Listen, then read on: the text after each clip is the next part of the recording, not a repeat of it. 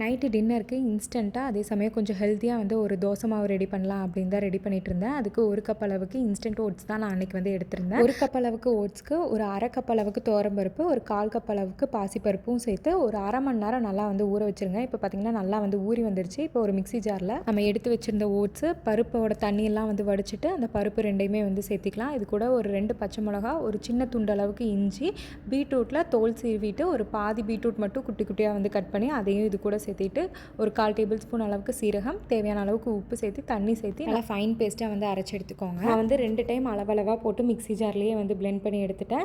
இது தேவைப்பட்டுச்சுன்னா தண்ணி ஊற்றி நல்லா தோசை மாவு பதத்துக்கு நல்லா வந்து மிக்ஸ் பண்ணிவிட்டு இப்போ தோசைக்கல் வச்சு லைட்டாக வந்து ஆயில் ஸ்ப்ரெட் பண்ணிவிட்டு உங்களுக்கு ஊற்றப்ப மாதிரி வேணும் இல்லை வந்து கிறிஸ்பியாக வேணும் அப்படின்னா அதுக்கு தகுந்த மாதிரி நீங்கள் வந்து ஊற்றிட்டு மூடி வச்சு 2 சைடும் வேக வச்சு எடுத்திங்கன்னா ஒரு சூப்பரான ஓட்ஸ் பீட்ரூட் தோசை வந்து ரெடி ஆயிடுச்சு. இது கூட தேங்காய் சட்னி இல்லைனா வந்து தக்காளி சட்னிலாம் வச்சு சாப்பிட்டிங்கன்னா டேஸ்ட் அவ்வளோ சூப்பராக இருக்கும். ஸோ மாவு இல்லாத டைமில் இந்த மாதிரி இன்ஸ்டண்ட்டாக அதே சமயம் வந்து ஹெல்த்தியாக வந்து ட்ரை பண்ணி பாருங்கள். ஸோ ட்ரை பண்ணி பார்த்துட்டு எப்படி இருக்குன்னு கமெண்ட்ஸில் மறக்காமல் சொல்லுங்கள்.